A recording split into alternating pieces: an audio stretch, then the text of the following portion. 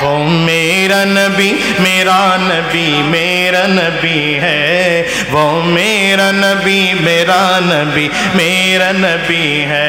बोलें ना, वो मेरा नबी मेरा नबी मेरा नबी है, वो मेरा नबी मेरा नबी मेरा नबी है। वो जिसके लिए महफिल कौनैन सजी है, फिरदौस से बड़ी जिसके वसीले से बनी है। कष्ट है, असुविधा है, वो हाशिमी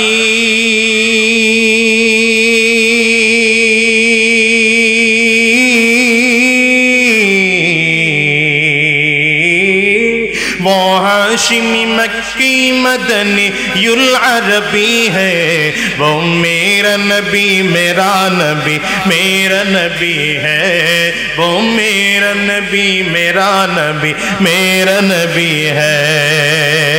अल्लाह का फरमान अलम नशरह लक सदरका मंसूब है जी से वरफअना लक जिक्रका। अल्लाह अकबर जोरे बोलो। इंशाअल्लाह হচ্ছে ইসলামপন্থীদের মার্কা একটা হবে ইনশাআল্লাহ। আসন ভিত্তিক সমঝোতার কথা চলছে ইনশাআল্লাহ। যাকেই দেওয়া হবে আমরা সবাই মিলে তাকে বিজয় করার জন্য ঝাঁপিয়ে পড়বো ইনশাআল্লাহ, পিছু হটবো না ইনশাআল্লাহ। ঠিক কিনা আওয়াজ করে বলো নারে তাকবীর। মাশাআল্লাহ, আওয়াজ বাড়ছে, আরো বাড়বে। নারে তাকবীর। তোমার নেতা আমার নেতা, তোমার নেতা আমার নেতা, আমরা সবাই রাসূল সেনা, আমরা সবাই রাসূল সেনা। নারে তাকবীর। কোরআন সুন্নাহর আলো। বহুত জ্বালাইছেন সংসদে, কোরআন সুন্নাহর আলো। আরে সংসদে জ্বালমি, আবার কয় ঘরে ঘরে কোরআন সুন্নাহর আলো। এ কিন্তু হাত সবাই উঠে নাই, হাত নিচে নেমে গেছে। কোরআন সুন্নাহর আলো। আলেম উলামা যেখানে, পীর বুজুর্গ যেখানে, কোরআন সুন্নাহ যেখানে, সুদ ঘোষ যেখানে, চাঁদাবাজ যেখানে, সন্ত্রাসী যেখানে, তৈয়ার ইনশাআল্লাহ, জোরে তৈয়ার ইনশাআল্লাহ। এখনকার একদল লোক আলেমদেরকে রাজাকার বলে গালি দেয়, আলেমদেরকে মৌলবাদ বলে গালি দেওয়ার লোকও আছে না না। আমি বলি শোনো, সাবধান, আলেমদেরকে মৌলবাদ বলবা না, দাড়িয়ার টুপিয়ার জুব্বাওয়ালাদেরকে মৌলবাদ বলবা না, কারণ আলেমরা যতজন মুসলমান সবাই মৌলবাদ। আমরা কোরআনে বিশ্বাসী, আমরা হাদিসে বিশ্বাসী, তাহলে আমরা মৌলবাদ না? মৌলবাদ বলে গালি দিতে আমি খুশি হই। মৌলবাদ আমরা সাহাবায়ে কেরাম মৌলবাদ ছিল, তাবেঈন মৌলবাদ ছিল, তাবে তাবেঈন মৌলবাদ ছিল। সাবধান, আলেমদেরকে মৌলবাদ বলে গালি দিয়া ভিন্ন দিকে বাড়াইতে চাইও না। তবে সাবধান করি, আলেমদেরকে যদি জঙ্গি বলে গালি দাও, রাজাকার বলে গালি দাও, আমরা দেখতে চাই তোমরা আবু জাহাল, আবু লাহাব, উতবা সাহেবদের মতোই লোক তোমরা। আমার নবীকে কাফিররা পাগল বলে গালি দেয়, আমার নবীকে জাদুকর বলে গালি দেয়, কবি বলে গালি দেয়, গণক বলে গালি দেয়। 10টা বছর মক্কার মধ্যে আমার নবীকে এমন করে গালি দিয়া দিয়া দিয়া দিয়া যখন দেখলো আমার নবীকে তারা দ্বীনের দাওয়াত বন্ধ করাইতে পারে না, বরঞ্চ ঝাঁকে ঝাঁকে মুসলমান আমার নবীর হাতে হাত দিয়ে কালিমা পড়ে মুসলমান হইয়া নবীর আদর্শে আদর্শবান হয়ে যায়। এইবার কাফিররা সব মিলে সিদ্ধান্ত নিল মুহাম্মদকে আর মক্কায় রাখা যাবে না, মক্কা থেকে মুহাম্মদকে বিতাড়িত করা লাগবে। এই কাফির মুশরিকরা নবীজির চাচা আবু তালেব নবুয়তির 10ম বছরে যখন বিদায় হয়ে গেল, সব কাফিররা তখন থেকে চক্রান্ত ষড়যন্ত্র শুরু করেছে। মক্কার 100 গোত্র থেকে 100 জন যুবক রেডি করলো, 100 গোত্র থেকে 100 জন যুবক রেডি করেছে। নবুয়তির 13তম বছরে আমার নবীর বাড়িটা এসে ঘেরাও করে বসলো মক্কার কাফির মুশরিকদের চিন্তা চেতনা।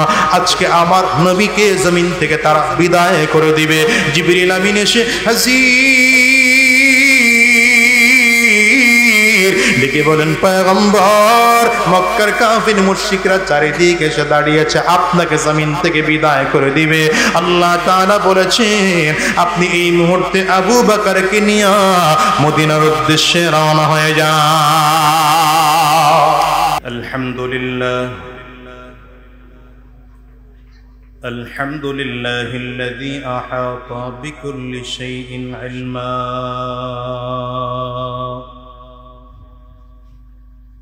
وقضى بما يريد حكمة وحكما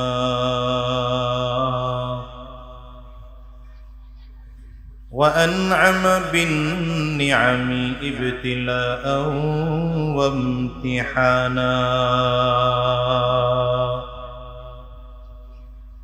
ونشهد أن لا إله إلا الله وحده لا شريك له ونشهد أن محمدا عبده ورسوله اللهم صل على محمد وعلى آله وصحبه وسلم تسليما كثيرا كثيرا أما بعد فأعوذ بالله من الشيطان الرجيم بسم الله الرحمن الرحيم إن الدين عند الله الإسلام وقال تبارك وتعالى ومن يبتغ غير الإسلام دينا فلن يقبل منه وهو في الآخرة من الخاسرين صدق الله العظيم وصدق رسوله النبي الكريم ونحن على ذلك من الشاهدين والشاكرين والحمد لله رب العالمين سبحانك لا علم لنا إلا ما علمتنا إنك أنت العليم الحكيم رب اشرح لي صدري ويسر لي أمري واحلل عقدة من لساني يفقه قولي لا إله إلا الله জোরে আওয়াজ দিয়ে জবান খুলে সকলে মিলে লা ইলাহা ইল্লাল্লাহ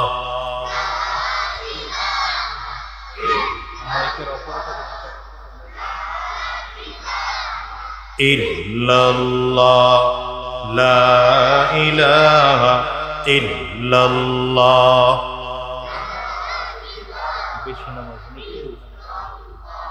لا إله إلا الله لا إله إلا الله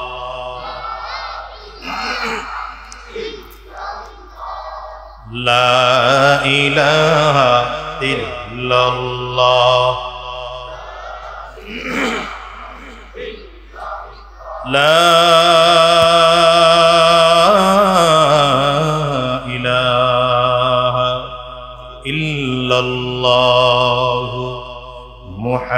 মুহাম্মাদুর রাসূলুল্লাহ। ফজলুল উলুম হাফিজিয়া নুরানি মাদ্রাসা এতিমখানা ওলিল্লাহ বোর্ডিং এর উদ্যোগে আয়োজিত আজকের এই সপ্তম বার্ষিক ওয়াজ মাহফিল হালকায় জিকির। আজকের এই মাহফিলের মোহতারাম সম্মানিত সভাপতি, সম্মানিত প্রধান অতিথি, বিশেষ অতিথি বৃন্দ,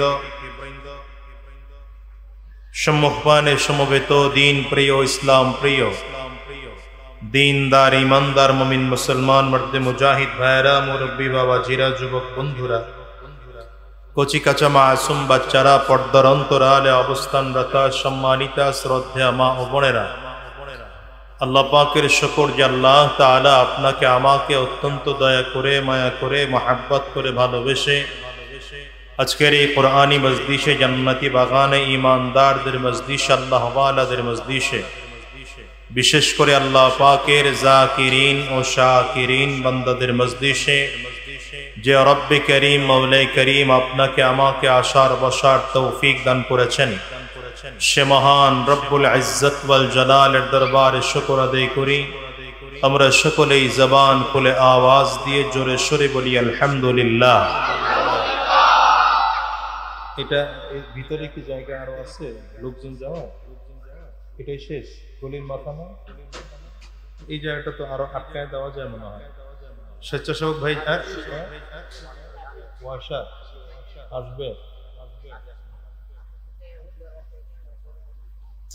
মুশকিল।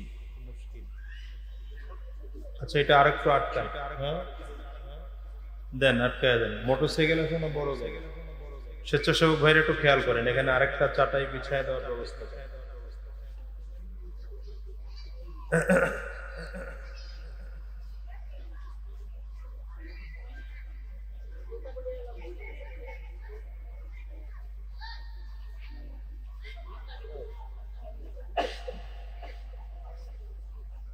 সবার উঠতে হবে না তো, যেখানে আছেন বসেন।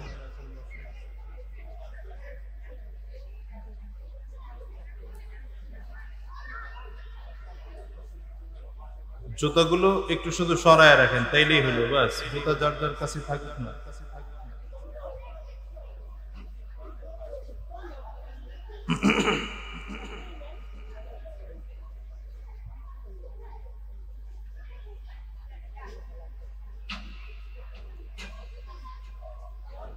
বাস, বসে পড়েন, বসে পড়েন, দ্রুত করতে হবে ভাই। এই ফাঁকা জায়গাটা পূরণ করেন, ফাঁকা জায়গাটা পূরণ করেন। এই মুরব্বী বাবার সামনে এখানে এটা পূরণ করেন।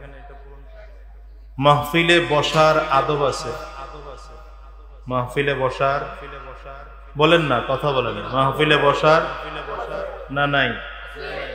গানের প্যান্ডেলে বসলে আদব খাদব কিছু লাগে না, খালি বসলেই হয়। দাঁড়ায় থাকলেও হয়, টুপি মাথায় দিলেও চলে, কথা বল না কেন, না দিলেও চলে। এরপরে মাঝে মাঝে আগরবাতিতেও টান দেওয়া যায়। তো ওয়াজ মাহফিলে বসার কিছু আদব আছে। এর মধ্যে প্রথম আদব হচ্ছে সামনে ফাঁকা রেখে বসা যাবে না। আমাদের দেশে আমরা খুব বদনসিব, কপাল পোড়া আমরা। 92% মুসলমানের দেশে এই জাতিকে ওয়াজ মাহফিল শোনানো লাগে রাস্তা দখল করে। একটা ছোট্ট মাঠের ব্যবস্থা এলাকায় নাই, অথচ উচিত ছিল প্রতিটা ওয়ার্ডে বা প্রতিটা মহল্লায় একটা করে আলাদা হল রুম তৈরি করা, যেখানে অন্তত 500-1000 মানুষ বসতে পারে এবং উলামায়ে কেরাম তাদেরকে নিয়ে দ্বীনি আলোচনা শুনাইতে পারে। এই যে পরিবেশ এলোমেলো, কেউ সামনে কেউ পিছনে, ওই পিছনে বাচ্চারা চিল্লাইতেছে, এর মধ্যে আমি কথা বলবো না আপনারা শুনবেন, কোনটা হবে? কিছুই হয় না। এই জন্যই এখনকার মাহফিল দিয়ে ফায়দা কম হয়, এখনকার মাহফিলে ফায়দা খুব কম হয়। কারণ এখন ওয়াজ মাহফিল গুলোর মাকসাদই নষ্ট হয়ে গেছে। রাগ করেন না কথাগুলো, মাকসাদ নষ্ট হয়ে গেছে। আপনারা দাঁড়ায় আছেন কেন? বসার জায়গা আছে, আলাদা ফজিলত নেই তো দাঁড়ায় থাকলে। এক নম্বর মাকসাদ হলো, আমরা যারা বক্তা আছি আমগরে দিয়ে শুরু করি, কারণ আমরা না বললে আবার আপনারা বলবেন যে হুজুর সব দোষ খালি আমগরে। আমগর দোষ হলো আমরা আসলে হিদায়াতের উদ্দেশ্যে কথা বলি না, আমরা কথা বলি টাকার জন্য। বুঝেন নাই কথা? আমি ওয়াজ করে আধা ঘন্টা 15 ঘন্টা কিছু বললাম আর না বললাম, হাজিরা হইল, কিছু টাকা দিবে, নিয়ে যাবো, শেষ। অধিকাংশ আলেমের মাকসাদ। মাহফিল কমিটির মাকসাদ হলো ওয়াজ কি হলো আর না হলো কালেকশন। কি কথা বলেন? আপনারা শ্রোতা যারা, শ্রোতাদের মধ্যে অধিকাংশ শ্রোতা আসছে ভাইরাল হুজুরে দেখতে। কি কথা বলেন? এখন তো বড় হুজুরের পরিচয় হলো ভাইরাল। যে যত ভাইরাল সে তত বড় হুজুর। কি কথা বলেন না? তার নাম পোস্টার সবার উপরে, যে যত ভাইরাল হুজুর। এলেম কম থাকুক আর বেশি থাকুক, এই রোগগুলো জাতিটারে নষ্ট করে ফেলছে। এই জন্য এই জাতির কোনো ওয়াজ শুনে কোনো ফায়দা হয় না। এই জন্য আমি অনুরোধ করব, এশার নামাজ শেষ করেছেন, এখন বসছেন, আমি কিছু কথা বলবো, আমার পরে উলামায়ে কেরাম কথা বলবেন। সর্বশেষ খুব ইখলাস ওয়ালা মানুষ হযরত মাওলানা মুফতি নজরুল ইসলাম কাসিমি সাহেব হুজুর বয়ান করবেন। খুব মনোযোগ দিয়ে বয়ান শুনবেন। কথা কম হোক, কিন্তু যেন সেটা আমাদের হেদায়েতের ওসিলা হয়। ঠিক আছে তো ইনশাআল্লাহ? 1.5-2 ঘন্টা 3 ঘন্টা আলোচনা করে কোনো ফায়দা নাই। আমার মাঝে মাঝে খুব কষ্ট লাগে জানেন। আজ থেকে 15-18 বছর আগে যখন মাহফিল শুরু করছিলাম, ওয়াজ মাহফিলের বয়স একেবারে কম হয়নি আমার, 2009-10 থেকে ওয়াজ করি। তখন সামনে এত জাকজমকওয়ালা প্যান্ডেল ছিল না। আপনাদের এখানে মনে হয় 2-4 বার আসা হয়েছে। এত জাকজমকপূর্ণ প্যান্ডেল ছিল না, স্টেজ এত মজার স্টেজ ছিল না, মাইক এত ভালো ছিল না, এত ক্যামেরাও খুঁজে পাওয়া যেত না। কিন্তু ক্যামেরার অভাব নাই। লোকের কিছু কিছু মাহফিলে গেলে পাবলিকের থেকে ক্যামেরা বেশি। কিন্তু ওই সময়ের অল্প মানুষের মধ্যে চেহারার দিকে তাকাইলে যে রুহানিয়ত পাওয়া যায়, এখনকার মানুষের মধ্যে সেই রুহানিয়ত খুঁজে পাওয়া যায়। ওয়াজ দিব তো কারে দেব, কথা বলবো তো কাকে টার্গেট করে কথা বলবো। কারণ কৃষক যারা, এরা সব জমিনে বীজ ফেলে না। বলে ফেলে নাকি? বুঝেন নাই কথা? কৃষকরা যদি 1 বস্তা বীজ, ধানের বীজ দিয়ে বলে যে রাস্তায় ফেলো, ফেলবে? কেন ফেলবে না? হবে না। কৃষক ওই জমিনে বীজ ফেলে, যেই জমিনে বীজ ফেললে ফসল উৎপাদন করার ক্ষমতা রাখে। কথা বল না কেন? মানে যেই জমিনটা বীজ গ্রহণ করে ফসল উৎপাদন করার ক্ষমতা রাখে, বুদ্ধিমান কৃষক ওই জমিনেই ফসল ফেলে। আমি তো কোরআন ও হাদিসের কৃষক হয়ে আসছি, যে কোরআন ও হাদিসের বীজ আপনাদের সিনা নামক জমিনে রোপণ করব। তো যদি আপনাদের চেহারায় এটা প্রকাশ না পায় যে আমরা দিলটাকে, দিল নামক জমিনটাকে কোরআন হাদিস গ্রহণ করার মতো তৈয়ার করতে পারছি, যদি প্রমাণ করতে না পারেন, তাহলে কথা বলা যাবে না। এই জন্য এই পরিবেশগুলো খুব বেশি দরকার। রাগ করলেন কথাগুলো? এগুলো ভূমিকার মধ্যে বলে ফেললেন। এখনকার মাহফিলগুলোতে এগুলো বলা খুব বেশি প্রয়োজন। এই জন্য মাহফিল খুব বেশি হওয়ার দরকার নেই, কম হোক। প্রতিদিন এই গলিতে ওই গলিতে, এই গলির মাথায় ওই গলির মাথায়, দরকার নাই, কম হোক। কিন্তু ইখলাসের নিয়তে বক্তাও কথা বলুক, যারা কথা শুনবে তারা বক্তা আলোচনা শুনবেও ইখলাসের নিয়তে, ফায়দা বেশি হবে। ঠিক আছে তো ইনশাআল্লাহ? আমরা নিয়তকে শুদ্ধ করতে পারবো তো? বলেন না, পারবো তো? নিয়ত ঠিক করি, দেখবেন অন্যান্য যেগুলো আসার এমনি আসবে। আমি যদি ইখলাসের সাথে ওয়াজ করি, আমার হাদিয়া কমবে? কথা কন না। আপনারা যদি ইখলাসের সাথে ওয়াজ শুনেন, মাহফিল কমিটি করায়, তাহলে তাদের কালেকশন কমবে। মাকসাদ ঠিক থাকলে সওয়াব হবে। কি কথা কন না? মাকসাদ ঠিক নাই, সওয়াব নাই। দেখেন না, রাজনীতি হুজুররাও করে, তারাও করে, আছে না? এখন হুজুররা রাজনীতি করে, এটা জনগণ কিছুটা মানতে শুরু করছে, আলহামদুলিল্লাহ। এক সময় হুজুররা রাজনীতি করলে এখন জ্বালা পোড়া শুরু হয়ে যায়। আর একদল মানুষ বলতো, হুজুরেরা আবার রাজনীতি করবে কেন? আপনারা মনে হয় বলতেন না, বলতো একদল। কি আছে না নাই?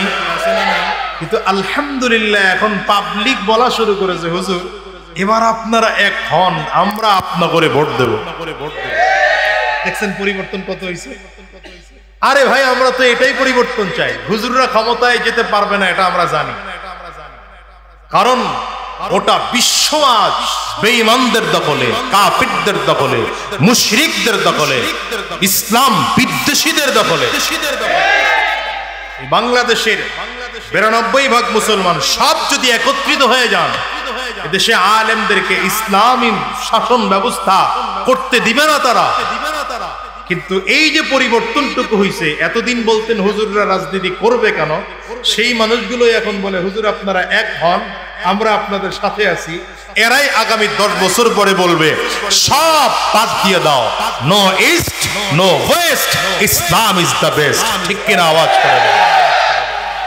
এই পরিবর্তনের জন্যই ভাই ওয়াজ করি, মানুষকে এই পরিবর্তনটুকু করার জন্যই জুমার দিনের খুতবা, এই পরিবর্তনটুকু করার জন্যই জামাতে তাবলীগের হক জামাতের মেহনত, এই পরিবর্তনটুকুর জন্যই হক্কানি পীর মাশায়েখদের মেহনত, এই পরিবর্তনটুকুর জন্যই জায়গায় জায়গায় ওয়াজ মাহফিল। ঠিক না?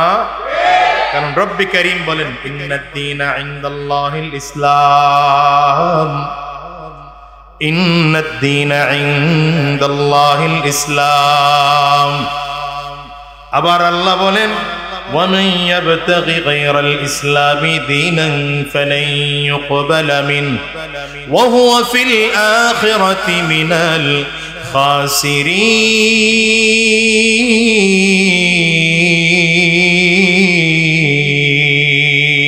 الخاسرين। আল্লাহ বলেন আমি আল্লাহ পাকের কাছে একমাত্র মনোনীত ধর্মের নাম হলো ইসলাম। বলেন আল্লাহর কাছে মনোনীত ধর্মের নাম কি? আওয়াজ করে বলেন না। আল্লাহ পাকের কাছে মনোনীত ধর্মের নাম কি? শুধু ইসলাম না, একমাত্র ইসলাম। বলেন ইসলাম বললে ভেজাল থাকে, আশপাশ দিয়ে অন্য কিছু ঢুকানোর চেষ্টা। আল্লাহ পাকের কাছে মনোনীত ধর্মের নাম না না না, ইসলাম না, একমাত্র ইসলাম। আবার বলে আল্লাহর কাছে মনোনীত ধর্মের নাম কি? মাশাআল্লাহ, সবাই কিন্তু বলেন। স্টেজে আওয়াজ ভালো পাই না, হেরা চিন্তা করে হুজুররা যা বলার বলবে, আমরা বলবো কেন? আপনারাও কোয়েন যারা আছে না, বলেন আল্লাহ পাকের কাছে মনোনীত ধর্মের নাম কি? মাশাআল্লাহ। এবার আরেকটা আয়াত শোনাই। আল্লাহ বলেন وَمَنْ يَبْتَغِي غَيْرَ الْإِسْلَامِ دِينًا فَلَنْ يُقْبَلَ مِنْهُ। ইসলাম বাদ দিয়ে অন্য কোন পথ, অন্য কোন মত, অন্য কোন আদর্শ যদি গ্রহণ করো, আমি আল্লাহর কাছে সেটা গ্রহণযোগ্য না। এ পর্যন্ত বলে শেষ করেন নাই আল্লাহ, শেষে আবার গিয়া বলছেন ওয়াহুয়া ফিল আখিরাতি মিনাল খাসিরিন। এই অন্য মত, অন্য পথ, অন্য আদর্শ গ্রহণ করার কারণে পরকালে ক্ষতিগ্রস্ত হইবা। তাহলে সহজে কি বুঝলেন? মুসলমানের সন্তান ঈমান গ্রহণ করেছে, সে ইসলাম বাদ দিয়া ইসলাম বিরোধী কোনো আদর্শ মানতে পারে? আদর্শ মানতে পারে? কোন আদর্শের পেছনে দৌড়াতে পারে? তাহলে মুসলমান রক্ত দিবে কার আদর্শ বাস্তবায়নের জন্য? নবীজির আদর্শ বাস্তবায়নের জন্য, আল্লাহর হুকুম বাস্তবায়নের জন্য। ঠিক না বেঠিক বলেন? এবার আপনাদেরকে খুব সহজে বলি, সহজ ভাষায় বুঝবেন। যত ইবাদত আছে, বাচ্চাদেরকে একটু কন্ট্রোল করেন ভাই, যার সাথে যে বাচ্চারা আসছে, যতগুলো আমল আছে সমস্ত আমল আল্লাহর কাছে কবুল হওয়ার জন্য শর্ত হলো দুইটা। বলেন কয়টা? আবার বলেন। 1 নম্বর, আমলটা হতে হবে আল্লাহর জন্য। আমলটা হতে হবে, এটা কি বলে? ইখলাস। এটা কি বলে? খালিসান লিওয়াজহিল্লাহ। আমল হতে হবে আল্লাহর জন্য। বলেন কার জন্য? দ্বিতীয় নম্বর, আমলটা হতে হবে নবীজির তরিকায়। আমলটা হতে হবে, যত আমল করেন, নামাজ বলেন, রোজা বলেন, হজ বলেন, যাকাত বলেন, পর্দা বলেন, হ্যাঁ, যেমন আপনি নামাজ পড়লেন, যখন সূর্য উঠতেছে ফজরের নামাজ পড়লেন, হবে? বলেন তো কেন হবে না? নবীর তরিকায় নাই, নবীর তরিকায় নাই। আবার নামাজ পড়লেন হলো এই কায়দায় যে এমনি থাকলে নামাজ পড়েন না, হুজুরের সাথে এই জন্য পড়া শুরু করছেন। হয়তো শরিয়াত বলবে নামাজ হবে, কিন্তু আল্লাহ বলেন এই নামাজ আমি আল্লাহর কাছে গ্রহণযোগ্য না। কি কথা বল না?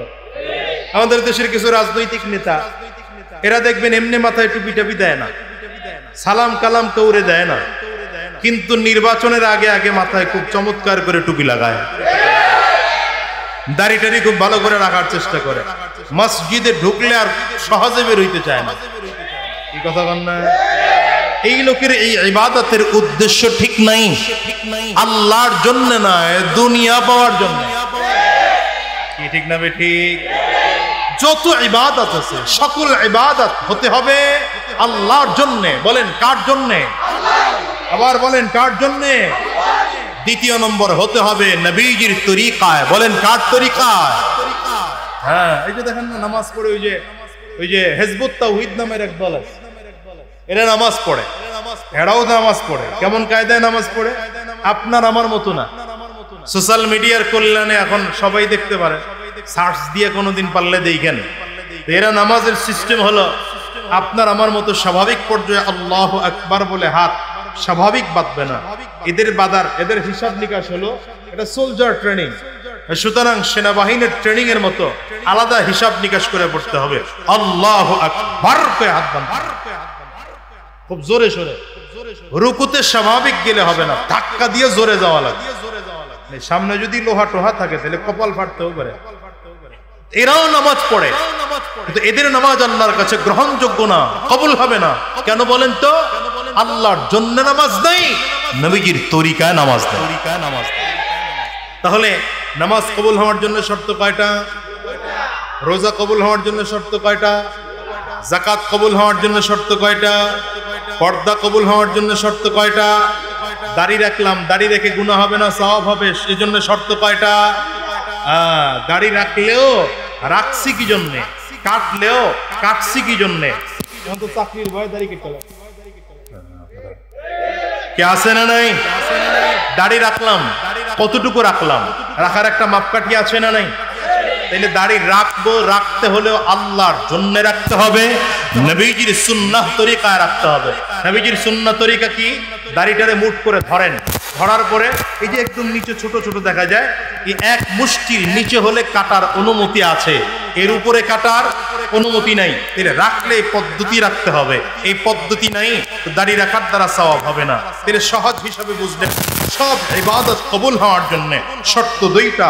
এক নম্বর হতে হবে আল্লাহর জন্য, দ্বিতীয় নম্বর হতে হবে নবীজির তরিকায়। তাহলে নামাজ কবুল হওয়ার জন্য শর্তই দুইটা, রোজা কবুল হওয়ার জন্য শর্তই দুইটা, যাকাত কবুল হওয়ার জন্য শর্তই দুইটা। এই দুই শর্ত যদি না থাকে নামাজকে নামাজ বলবে না, রোজাকে রোজা বলবে না, যাকাতকে যাকাত বলবে না। তাহলে আপনারা একটু বলেন, নামাজের জন্য যদি দুই শর্ত লাগে, রোজার জন্য যদি দুই শর্ত লাগে, যাকাতের জন্য যদি দুই শর্ত লাগে, হজের জন্য যদি দুই শর্ত লাগে, রাজনীতির জন্য এই দুই শর্ত দরকার নাই।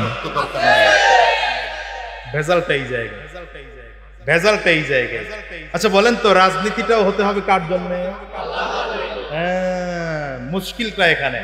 এই রাজনীতিবিদরা থাকতে পারেন, আমার মাইকের আওয়াজ আপনার কান পর্যন্ত পৌঁছতে পারে, ঠান্ডা মাথায় বুঝেন। আমি আপনার রাজনীতির বিরোধিতাও করতে আসি নাই, আমার দলের প্রচারও করতে আসি নাই, কিন্তু সত্য সহজ কথাটা বুঝেন। বলেন রাজনীতি করার জন্য শর্ত কয়টা? এক নম্বর রাজনীতি হতে হবে আল্লাহর জন্য, মাশাআল্লাহ। দ্বিতীয় নম্বর হতে হবে নবীজির তরিকা। এটি তাহলে হয়ে গেছে সব। রাজনীতি এবার নবীর তরিকায় হয়।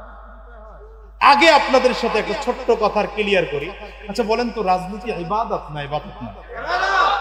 এটা তো আগে ক্লিয়ার করি। রাজনীতি যদি ইবাদত না হয় তাহলে ভাই আপনার সাথে আমার কোনো কথা নেই। কারণ রাজনীতিকে অনেক এদেশের মানুষ ইবাদত মনে করে না, আর এটা মনে করা না করার কারণে নবীর তরিকায় রাজনীতি করে না, কোরআন ও সুন্নাহয় রাজনীতি করে না, ইসলাম অনুযায়ী তারা রাজনীতি করে না, আমার নবীর আদর্শ অনুযায়ী রাজনীতি করে না। এবং এই কারণেই ওই রাজনৈতিক দলে চাঁদাবাজ তৈরি হয়, খুনি তৈরি হয়, ধর্ষক তৈরি হয়, লুণ্ঠনকারী তৈরি হয়, ছিনতাইকারী তৈরি হয়, আর সর্বশেষ দেখা যায় ছাত্রগণ অভ্যুত্থানের ভয়ে দেশ ছেড়ে পালাতে বাধ্য হয়। কি কথা বল না কেন? আচ্ছা, রাজনীতি আমার নবী করছেন না করেন নাই? সন্দেহ আছে? বলেন, সন্দেহ আছে? আমার নবীর প্রথম পরিচয়, আমার নবী সাইয়্যিদুল আম্বিয়া, ইমামুল আম্বিয়া, সাইয়্যিদুল মুরসালিন, ইমামুল মুরসালিন, নবীদের শ্রেষ্ঠ নবী, নবীদের সরদার নবী, নবীদের ইমাম নবী, রাসূলদের সরদার রাসূল, রাসূলদের ইমাম রাসূল। সুবহানাল্লাহ বলে। রব্বে করিম তো এইজন্য নবীজির আদর্শ গোটা জাতির মাঝে দিয়েছেন। লাকাদ কানা লাকুম ফি রাসূলিল্লাহি উসওয়াতুন হাসানাহ, লাকাদ কানা লাকুম ফি রাসূলিল্লাহি উসওয়াতুন হাসানাহ। আল্লাহ বলেন তোমাদের জন্য রয়েছে নবীজির মধ্যে গ্রহণ করার মতো উত্তম আদর্শ, তোমাদের জন্য রয়েছে নবীজির মধ্যে গ্রহণ করার মতো উত্তম আদর্শ। মুসলমান, নবীজিকে আল্লাহ তাআলা এমন আদর্শবান করে জমিনের মধ্যে পাঠিয়েছিলেন, যেই দিক থেকে আমার নবীকে তুলনা করবেন সেই দিক থেকে আমার নবী শ্রেষ্ঠ আদর্শবান ব্যক্তিত্ব। যদি প্রশ্ন করেন আমার নবী কেমন বাবা ছিলেন, উত্তর হবে রাহমাতুল লিল আলামিন। গোটা জগতের মধ্যে সব থেকে শ্রেষ্ঠ আদর্শবান বাবা ছিলেন। যদি বলেন আমার নবী কেমন নাতি ছিলেন, রাহমাতুল লিল আলামিন। গোটা জগতের মধ্যে সব থেকে শ্রেষ্ঠ আদর্শবান নাতি ছিলেন। যদি বলেন আমার নবী কেমন নানা ছিলেন, দাদা ছিলেন, আমার নবী রাহমাতুল লিল আলামিন গোটা জগতের মধ্যে শ্রেষ্ঠ আদর্শবান নানা ছিলেন, দাদা ছিলেন। যদি বলেন আমার নবী কেমন সন্তান ছিলেন, রাহমাতুল লিল আলামিন গোটা জগতের মধ্যে শ্রেষ্ঠ আদর্শবান সন্তান ছিলেন, শ্বশুর ছিলেন, রাহমাতুল লিল আলামিন গোটা জগতের মধ্যে আদর্শবান শ্রেষ্ঠ আদর্শবান শ্বশুর ছিলেন। যদি বলেন আমার নবী কেমন জামাই ছিলেন, উত্তর আসবে রাহমাতুল লিল আলামিন গোটা জগতের মধ্যে শ্রেষ্ঠ আদর্শবান জামাই ছিলেন। যদি বলেন আমার নবী স্বামী হিসেবে কেমন ছিলেন, রাহমাতুল লিল আলামিন গোটা জগতের মধ্যে শ্রেষ্ঠ আদর্শবান জামাই ছিলেন।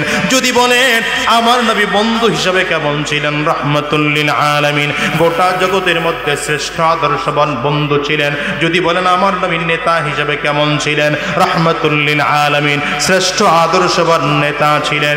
যদি বলেন আমার নবী রাজনৈতিক ব্যক্তিত্ব হিসেবে কেমন ছিলেন, রাহমাতুল লিল আলামিন শ্রেষ্ঠ আদর্শিক রাজনৈতিক ব্যক্তিত্ব ছিলেন। শুধু তাই নয়, গভর্নমেন্ট অফ মদিনার শ্রেষ্ঠ আদর্শবান প্রেসিডেন্ট ছিলেন আমার নবী। আয় ঠিক কিনা আজ করে চিল্লা বলো। আরে কোরআনুল কারীম আমার আল্লাহ তাআলা 25 জন নাম নবীর নাম নিয়েছেন। সবাইকে আল্লাহ তাআলা কোরআনে নাম ধরে ডেকেছেন। আমার নবীকে আল্লাহ তাআলা কোরআনে নাম ধরে ডাকেন নাই।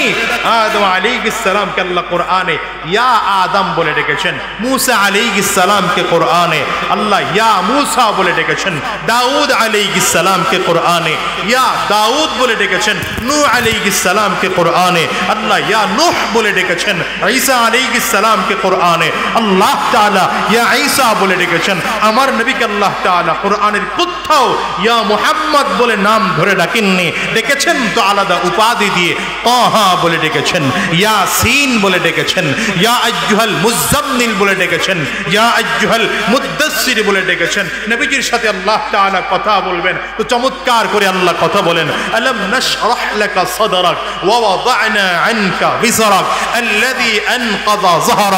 নবীজিকে আল্লাহ তাআলা সান্ত্বনা দেবেন তো আল্লাহ তাআলা বলেন ওয়া রাফা'না লাকা যিকরাক। রাহমাতুল লিল আলামিন কে আল্লাহ তাআলা পুরনো স্মৃতি স্মরণ করিয়ে দেন তো আল্লাহ তাআলা বলেন আলাম ইয়াজিদকা ইয়াতীমান ফাআওয়া ওয়া ওয়াজাদাকা দাল্লান ফাহাদা ওয়া ওয়াজাদাকা আইলান ফাআগনা। আরে রাহমাতুল লিল আলামিন কে আল্লাহ তাআলা গোটা জাতির কাছে এত সম্মান দিলেন, সব নবীকে আল্লাহ তাআলা নাম ধরে ডাকেন। আমার নবীকে আল্লাহ নাম ধরে ডাকেন না। আল্লাহু আকবার, জোরে বলো না। কিন্তু এই জাতি নবীকে চিনল না, নবীর আদর্শ মানল না, রাসূলুল্লাহর আদর্শ বাদ দিয়া এখনকার যুগের মুসলমান লেনিন কার্ল মার্কসের আদর্শ খোঁজে, মাও সেতুনের আদর্শ খোঁজে। এরা সক্রেটিস, ইনোভেটর আদর্শ খুঁজে, আর সেই আদর্শ দিয়া গোটা দেশে শান্তি খুঁজে বেড়ায়। এমনকি বাংলাদেশেও এরা ওই লেনিন কার্ল মার্ক্সের আদর্শ দিয়া, গণতন্ত্র দিয়া, সমাজতন্ত্র দিয়া, রাজতন্ত্র দিয়া এরা শান্তি প্রতিষ্ঠা করতে চায়। খোদার কসম করে বলি, স্বাধীনতার পর থেকে এ পর্যন্ত নেতার বারবার পরিবর্তন হয়েছে। 53 বছরে দেখেছি এই দেশে স্বৈরাচার তৈরি হয়েছে, বারবার করে স্বৈরাচার পালিয়েছে। সর্বশেষ 17 বছরের স্বৈরাচার 5 আগস্টে পালিয়েছে। এরকম করে যদি চলতেই থাকে, কোরআনের আদর্শ যদি বাদ দেন, নবীজির আদর্শ যদি বাদ দেন, গণতন্ত্র দিয়ে যদি চলা হয়, সমাজতন্ত্র দিয়ে যদি দেশ চালানো হয়, তাহলে এই দেশে আবার নতুন করে স্বৈরাচার তৈরি হবে। ইসলাম প্রতিষ্ঠা হওয়ার আগে এ দেশে শান্তি আসতে পারে না, পারে না, পারে না। হাত তুলে চিল্লায় বলো ঠিক কেন? এই জন্য ইসলামের বিকল্প নাই। বলেন ইসলামের, এই বলেন ইসলামের। এই দুনিয়ার নেতা ঠেটা বাদ দেন মিয়া, চাঁদাবাজি নেতা বাদ দেন, কথা বল না কেন? সুদ করে নেতা বাদ দেন, ঘুষ করে নেতা বাদ দেন। নেতা মানতে হয়তো আমার নবীকে নেতা মানে। নবীর আদর্শে কোন নেতার আদর্শ মিলছে? আলহামদুলিল্লাহ। নবীর আদর্শের নেতা মিলে নাই, মানি না। আসতে বললেন কেন? আপনি খালি দেখবেন কে কে আসতে পারে। বলেন নবীর আদর্শে যদি কোন নেতার আদর্শ মিলে, মানি, মানি। নবীর আদর্শে নেতার আদর্শ মিলে তাইলে মানি। নবীর আদর্শে যদি নেতার আদর্শ মিলে না, মাশাআল্লাহ, মনে থাকবে না মাহফিল থেকে বের হয়ে যাওয়ার পর হুজুর, না না না, মাহফিল থেকে বের হুজুররা কিছু বুঝেনি। হ্যাঁ মিয়া, হুজুররা কিছু বুঝে কিনা বুঝে দেখো না, হুজুরদের সাথে বসে দেখো, তোমাদেরকে 50 বার পড়াতে পারবো। মোল্লা মানুষ দেখছো তো, পাঁচকুলির 50 টাকা তুমি মাথায় দিয়েছি। হ্যাঁ, কথা কন থাকেন। তোমার মতো সেলুনে গিয়ে সেই করে চুলের কাটিং দিতে পারি না আর কি। বসতে চাও বসো, রাজতন্ত্র নিয়ে বসতে চাও বসো, কথা বলি। সমাজতন্ত্র নিয়ে বসতে চাও বসো, কথা বলি। হ্যাঁ আমিয়া, গণতন্ত্র নিয়ে বসতে চাও বসো, কথা বলি। ইসলামিক রাজনৈতিক কিভাবে করতে হয়, ইসলামী রাজনীতি কি করে করতে হয়, কয় ঘন্টা আলোচনা শুনতে চাও, আলোচনা করতে আমরা তৈয়ার আছি। ইসলামী অর্থনীতি কাকে বলে খাওয়ায় দেবো বেটা, খাওয়ায় দেবো। ইসলামী অর্থনীতি পৃথিবীর শ্রেষ্ঠ অর্থনীতি, ইসলামী রাজনীতি পৃথিবীর শ্রেষ্ঠ রাজনীতি, ইসলামী শিক্ষানীতি পৃথিবীর শ্রেষ্ঠ শিক্ষানীতি। ঠিক কিনা বলো? আচ্ছা আমাকে বলেন তো, আপনি আদম আলাইহিস সালাম থেকে আরম্ভ করে এখন পর্যন্ত কিয়ামত পর্যন্ত যত মানুষ এসেছে, আসছে, আসবে, সর্বশ্রেষ্ঠ মানুষকে দেখছেন? কত কষ্ট হইতেছে নাম বলতে। বলেন কে শ্রেষ্ঠ মানুষ? কে? আমার নবী। বুকে হাতটা লাগায় কন্যা, আমার নবী মুহাম্মদুর রাসূলুল্লাহ সাল্লাল্লাহু আলাইহি ওয়াসাল্লাম। আচ্ছা বলেন তো, আমার নবী কোন মাদ্রাসা, কোন স্কুলে পড়ছেন, কোন কলেজে করছেন, কোন ইউনিভার্সিটিতে পড়ছেন? বিসিএস ক্যাডারের কত ব্যাচের ছাত্র আমার নবী? কথা বলে না। আমার নবী কোন ওয়ার্ডের কমিশনার? হ্যাঁ, কোন সিটি কর্পোরেশনের মেয়র? কোন এলাকার মন্ত্রী? আল্লাহু আকবার। আমার নবী দুনিয়ার কোন শিক্ষায় শিক্ষিত নন। দুনিয়ায় কারো কাছে লেখাপড়ায় করার সুযোগই তো আল্লাহ দেননি। শিখিয়েছেন কে? আঙ্গুলটা উঁচা করে কইতে পারেন, ভালো করে বলেন, আঙ্গুল উঁচা করে বলেন, ডান হাতের শাহাদাত আঙ্গুলি। আচ্ছা বলেন, আমার নবী দুনিয়ার কারো কাছে লেখাপড়ার সুযোগই ছিল না। আমার নবী দুনিয়ার কোনো লেখা লিখতেও জানতেন না, পড়তেও জানতেন না। কিন্তু যদি পৃথিবীর শিক্ষিত মানুষদের তালিকা করা হয়, আমার নবীর নামটা সবার উপরে থাকে। কি কথা বল না কেন? কেন বলেন তো? কারণ হলো আমার নবী রাজনীতি শিখেছেন আল্লাহর কাছ থেকে, অর্থনীতি শিখেছেন আল্লাহর কাছ থেকে, সমাজনীতি শিখেছেন আল্লাহর কাছ থেকে, পররাষ্ট্র নীতি শিখেছেন আল্লাহর কাছ থেকে, শিক্ষানীতি শিখেছেন আল্লাহর কাছ থেকে, অর্থনীতি শিখেছেন আল্লাহর কাছ থেকে। আর জানেন পরিস্থিতি কি হয়েছে? আরে নবী তো, নবীর কথা বললাম, নবীকে তো আল্লাহ তাআলা নবী সিলেক্টেড করেই বানিয়েছেন। নবীর কথা একটু উপরে রাখলাম, নিচে আসেন। উম্মতের মধ্যে শ্রেষ্ঠ মানুষকে আসতে বলেন কেন? এই নাম জানবেন না তো, জানবেন হলো খেলোয়াড়ের নাম, কপাল পোড়া জাতি। এই দেশের যুবকদেরকে যদি বলা হয় 5 জন খেলোয়াড়ের নাম বলো, তো 8 জনের নাম তো আরো কম। কি কথা? এই জোয়ানরা কথা কষ্ট না কেন? হ্যাঁ, নায়ক আর নায়িকার চুলের স্টাইল কেমন, ড্রেস আপ কেমন, কোন নায়ক এই প্যান্টের এই জায়গা দিয়ে ছিঁড়ছে, হেয়ার প্যান্টের ছিঁড়ে ওইরকম স্টাইল বানাইতে হবে। বল এগুলোর বিসমিল্লাহ ছাড়া বিধান দরকার নাই। দেখছেন কথা কয় আর কোন নায়কের স্টাইল, এই যে কোনুর এই জায়গা দিয়ে ছিঁড়া তার ওরকম ছিঁড়তে হবে, এটা বলে একটা স্টাইল। কি কথা বল না, হ্যাঁ রে কপাল পোড়া জাতি। তুমি নায়কের নাম মুখস্থ করো, নায়িকার নাম মুখস্থ করো, খেলোয়াড়ের নাম মুখস্থ করো, কে ফুটবল খেলে, কে ক্রিকেট খেলে, সব নাম তোমার মুখস্থ। লেনিন কালমার্চের ইতিহাস পড়ো, মাও সেতুনের ইতিহাস পড়ো। বিশেষ করে এই জাতি তো এই 15 বছর ওই একজনের নাম পড়তে পড়তে আর ইতিহাস শিখতে শিখতে 53 বছর আগের যে অন্য কোন নেতা আসলে এটাই মিলে গেছে। মানে মুসলমান জাতির যদি জিজ্ঞাসা করা হয় জাতির পিতাকে, কোরআনে যার নাম কইছে হ্যাঁ নাম কইছি বলে না। ওই মুসলমানের জাতীয় পিতার নাম কি? আরে কপাল, এই এক আলোচনা করার কারণে আমার তো চাকরি গেল বাপত। এই আলোচনাই খালি একটু কইছিলাম মিল্লাতে আবিকুম ইব্রাহিম। আল্লাহ কোরআনে বলছেন জাতির পিতার নাম হলো ইব্রাহিম আলাইহিস। এখন যখন বেশি করা করছে, বেশি করা করছে, আমরা বলছিলাম ওই যে ধোলাই পারে কইছিলাম বারবার যে মূর্তি বসায়ও না, মূর্তি বসায়ও না, বারবার কইছিলাম। হুনো নাই, যখন হুনো নাই তোমাগর ট্রেন আর তোমাগর কি যেন কইটা কেরেন দিয়া তাইনা তাইনা তোমাগর বাবার মূর্তি আর দাদার মূর্তি নামাইছে। হুজুরদের কথা শুনবা না, বিপদ এমনি আসবে। কি ঠিক না ঠিক? ঠিক না ঠিক? মনে রাখেন, এটা মনে রাখেন। আলেমদের কথা এতদিন শুনেন না, এখন শুনেন। 50 বছর তো দেখছেন, হাফ সেঞ্চুরি তো হয়ে গেছে, দেশের বয়স বেশি হয়েছে, দেখছেন কোনো ফায়দা হয় নাই। এবার একটু হুজুরদের কথা শুনেন, হাত জোর করে বলে গেলাম হুজুরদের কথা শুনেন। ইসলাম কত সুন্দর দেখাতে পারবো ইনশাআল্লাহ, আপনাদের দেখাতে পারবো, বললাম দেখাইতে পারবো। ইসলাম যে কত সুন্দর। এদেশের রাজনীতিবিদ গুলা খালি টাকাওয়ালা হয়, আঙ্গুল ফুলে কলা গাছ হয়, ফকিন্নির পোলা বড় লোক হয়ে যায় 4-5 দিনের মাথায়। অথচ আজ থেকে 10-20 বছর আগের ইতিহাস খুঁজলে দেখবেন বড় লোকের পোলাপান এরা রাজনীতি করতে করতে গরিব। কি কথা বল না, রাগ করেন না বাবা, রাগ করেন না। আমি কারো বিরুদ্ধে বলার জন্য আসিনি, আমি রোগের নামগুলো কয়ে যাব।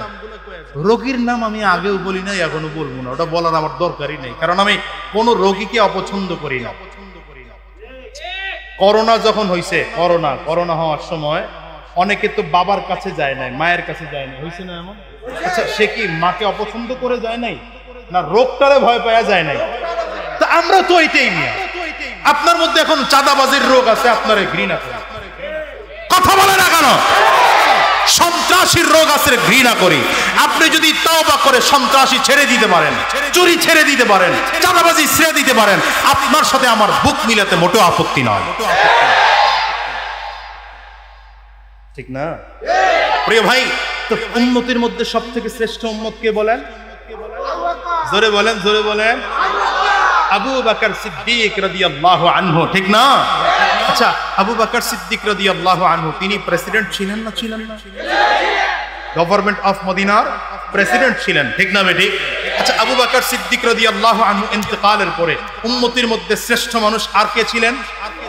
জোরে কন না, নামটা একটু জোরে বল, আর একটু দিল খুইলা বলেন। আরে যেই মানুষের এত সম্মান, যে আবু বকর, যে ওমরের এত সম্মান, নবীর পাশে ঘুমাইছে। হ্যাঁ, আল্লাহু আকবার। পৃথিবীর সব কবরস্থান নিয়ে সন্দেহ আছে, আমার নবীর রওজা নিয়া বিশাল আল্লাহর ওলি। কি কথা কন না? চরমনার পীর সাহেব মরে গেলে 100% জান্নাতি, এই কথা কেউ বলতে পারবে? কি কথা কন না? শর্ষিনার পীর সাহেব হুজুর মারা গেলে তার কবর 100% জান্নাতি বলার সুযোগ আছে? আমার মতো হুজুর মৌলভী মরে গেলে গা আমার কবর 100% জান্নাত হবে, গ্যারান্টি আছে? আমার নবীর কবর 100% গ্যারান্টি যুক্ত জান্নাত। সেই নবীর রওজার পাশে ঘুমিয়ে আছেন আবু বকর, সেই নবীর রওজার পাশে ঘুমিয়ে আছেন ওমর। নবীকে সালাম দিলে আবু বকরকেও সালাম দিতে হয়, নবীকে সালাম দিলে ওমরকেও সালাম দিতে হয়। মর্যাদা কেমন, হ্যাঁ মর্যাদা কেমন। শুধু তাই না, নবীজির নিজের হাতে যে কবরস্থান জান্নাতুল বাকি, এখানে শত শত সাহাবায়ে কেরাম ঘুমিয়ে আছেন। যেই কবরস্থানের প্রতিষ্ঠাতা আমার নবী নিজে। গোটা পৃথিবীর মধ্যে 3টা কবরস্থান হচ্ছে দামি কবরস্থান, যে কবরস্থানের মানুষগুলো জান্নাতি, নবীজি গ্যারান্টি দিয়েছেন। এর মধ্যে একটা কবরস্থান হচ্ছে মদিনার কবরস্থান জান্নাতুল বাকি, আরেক কবরস্থান হচ্ছে জান্নাতুল মুআল্লা মক্কাতুল মুকাররমার কবরস্থান। এই 2টা হাদিস দ্বারা প্রমাণিত। আরেকটা উলামায়ে কেরাম বলেন যে সম্ভাবনা আছে এই কবরস্থানটাও খুব দামি। কেন?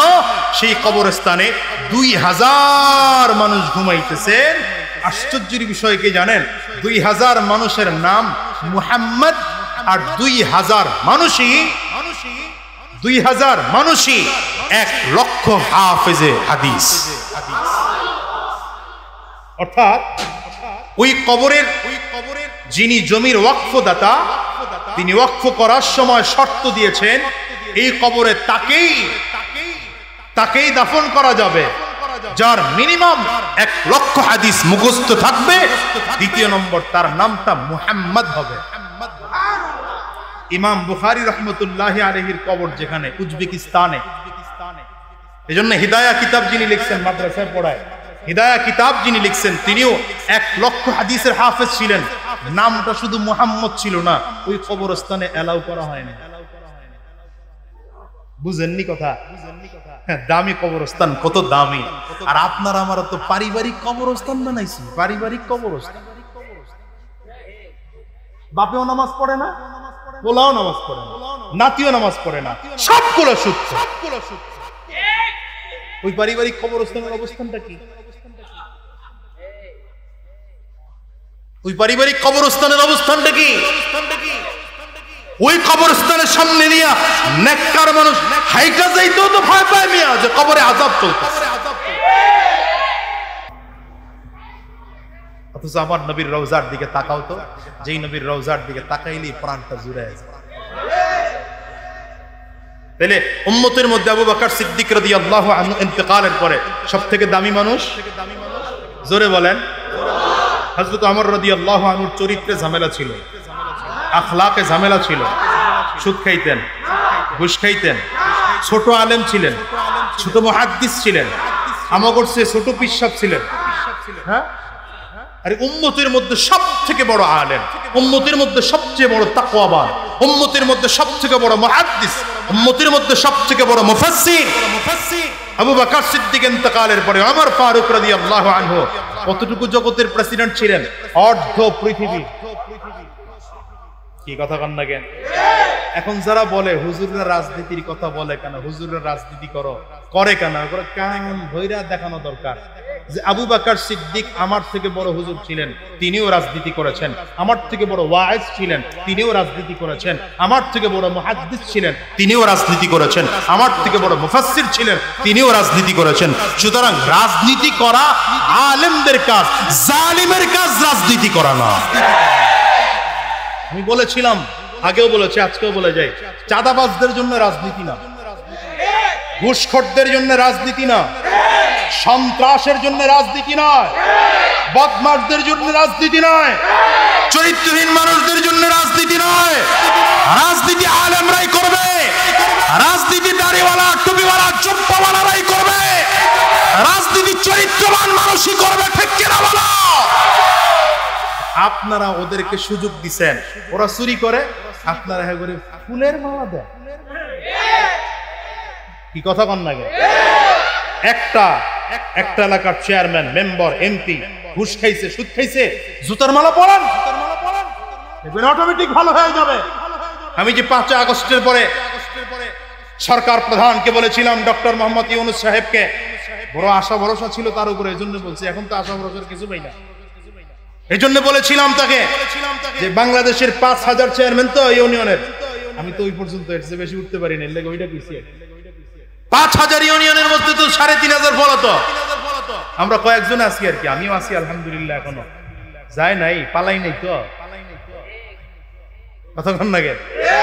বলছিলাম এদেশের যতগুলো চেয়ারম্যান আছে সরকারি সম্পদ যদি চুরি করে কেউ, অপরাধ করে ধরা খায়, বাইতুল মুকাররম জাতীয় মসজিদে জুমার নামাজের পরে মিডিয়ার উপস্থিতিতে একটা চেয়ারম্যানের হাত কেটে দেন।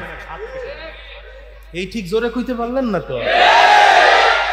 আমি তো নিজে চেয়ারম্যান হয়ে বলতেছি, বুঝেন না বুকের পাতা কতটুকু থাকলে বলা যায়? নিজের দুর্বলতা, আমার সামনে মিডিয়া আছে আমি বুঝি না? নিজের দুর্বলতা থাকলে কি বলতে পারতাম? সাহস করে বললাম, আইন পাস করেন এদেশে। একটা চেয়ারম্যান সরকারি সম্পদ লুণ্ঠন করেছে, সরকারি সম্পদ চুরি করেছে, কাজ করার কথা যতটুকু ততটুকু করে নাই, ওরেও চুরির অপরাধে বাইতুল মুকাররমে হাত কেটে দেন, বাকি চেয়ারম্যান অটোমেটিক ভালো হয়ে যাবে। কিন্তু আমরা দেখলাম এদেশে যত বড় চোর সে তত বড় নেতা। আমি জানি আর দাওয়াত দিবেন না, আমার থাক দরকার নাই। 2-4-5 বছর পরে আইসি তো আবার লাগলে আবার 10 বছর আম নাই তো। আল্লাহ তাহলে আবু বকর সিদ্দিক রাদিয়াল্লাহু আনহু রাজনীতি করছেন না করেন নাই? ওমর ফারুক রাদিয়াল্লাহু আনহু রাজনীতি করেছেন না করেন নাই? আলী ওসমান বিন আফফান রাদিয়াল্লাহু আনহু রাজনীতি করেছেন না করেন নাই? আলী ইবনে আবি তালিব রাদিয়াল্লাহু আনহু রাজনীতি করেছেন না করেন নাই? এই চারজন উম্মতের মধ্যে সবথেকে বড় আলেম ছিলেন, সবথেকে বড় মুফাসসির ছিলেন, সবথেকে বড় ওয়ালি ছিলেন, সবথেকে বড় মুর্শিদ ছিলেন, সবথেকে বড় পীর ছিলেন। তাহলে বর্তমান যুগেও হাক্কানি পীররা রাজনীতি করতে পারবে, বর্তমান যুগেও আলেমরা রাজনীতি করতে পারবে, বর্তমান যুগেও মুহাদ্দিসরা রাজনীতি করতে পারবে, বর্তমান যুগেও ওয়াইজরা রাজনীতি করতে পারবে, বর্তমান যুগেও মুফাসসিররা রাজনীতি করতে পারবে। শুধু পারবে না, রাজনীতি করার দায়িত্বটাই তাদের।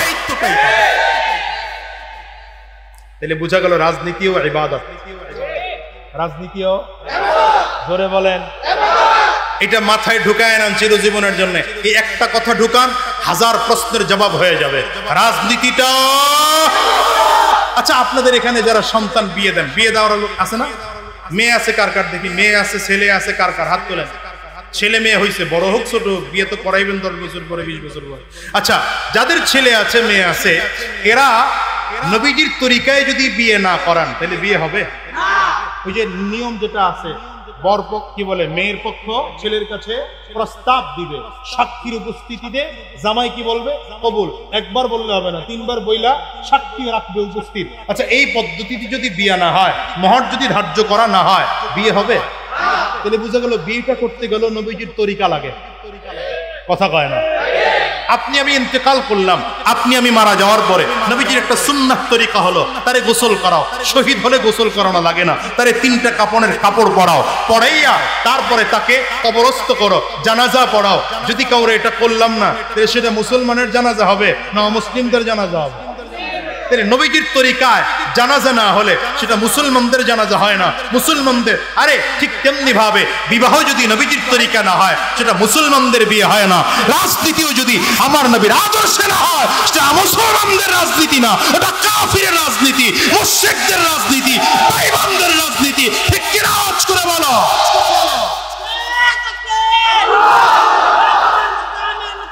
এখন সিদ্ধান্ত নাও, এখন সিদ্ধান্ত নাও, তুমি বেঈমানদের রাজনীতি করবা না মুসলমানদের রাজনীতি করবা? তুমি লেনিন কার্ল মার্ক্সের আদর্শের রাজনীতি করবা, নবী মুহাম্মদুর রাসূলুল্লাহর আদর্শের রাজনীতি করবা? সিদ্ধান্ত নাও। আমার চিল্লি দরকার নাই, কেউ সিদ্ধান্ত নাও। সিদ্ধান্ত নাও। কথা কম নাই? হ্যাঁ, তাহলে রাজনীতি হতে হবে কার আদর্শে? নবীজির আদর্শে। হতে হবে কার জন্যে? ওই যে ইবাদত, ইবাদত ইবাদত হওয়ার কারণে রাজনীতি আল্লাহর কাছে কবুল হওয়ার জন্য শর্ত।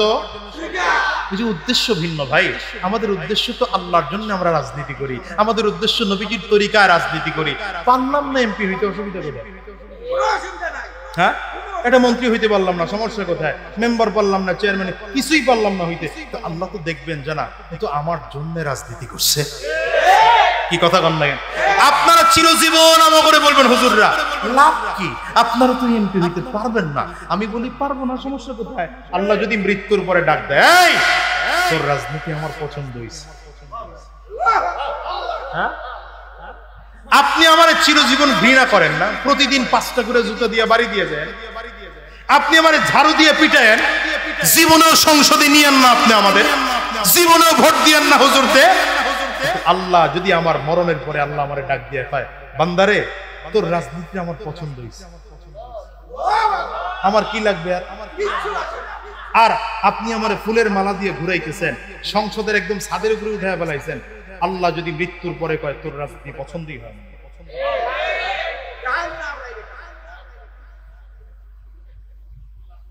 ভাই দিলের মধ্যে ব্যথা নিয়ে কথা বলতেছি, বুঝলে বুঝবেন, না বুঝলে আমি আল্লাহর কাছে বলতে পারবো, ভাই আল্লাহর কাছে বলতে পারবো, আল্লাহ আমি বলছিলাম শুনে নাই। তাহলে ইবাদত কবুল হওয়ার জন্য শর্ত কয়টা? নামাজ কবুল হওয়ার জন্য শর্ত, রোজা কবুল হওয়ার জন্য শর্ত, যাকাত কবুল হওয়ার জন্য শর্ত, হজ কবুল হওয়ার জন্য শর্ত, রাজনীতিও আল্লাহর কাছে কবুল হওয়ার জন্য শর্ত। এক নম্বর হতে হবে কার জন্যে? আঙ্গুলটা উঁচা করে একটু জোরে কাও, আরো জোরে বলো, কার জন্যে? এক নম্বর রাজনীতি হতে হবে আল্লাহর জন্য, ঠিক কিনা বলো? দ্বিতীয় নম্বর রাজনীতিও হতে হবে আমার নবীর আদর্শ অনুযায়ী, ঠিক কিনা বলো? এই জন্য বলি সব নেতা টেতা বাদ দাও, নেতা যদি মানতে হয় আমার নবীকে নেতা বানাও, চিল্লা কাও ঠিক কিনা? নেতাকে নেতাকে নেতাকে তোমার নেতা আমার নেতা, মাইকের সাউন্ড বাড়ান, তোমার নেতা আমার নেতা, আরো জোরে, তোমার নেতা আমার নেতা। আমরা সবাই রাসূল সেনা, পারবেন স্লোগান দিতে? জীবন বর্ত অনেক নেতা নেত্রীকে খুশি করার জন্য স্লোগান দিচ্ছেন, আজকে আমার নবীর খুশি করার জন্য একটা স্লোগান দেব, রাজি?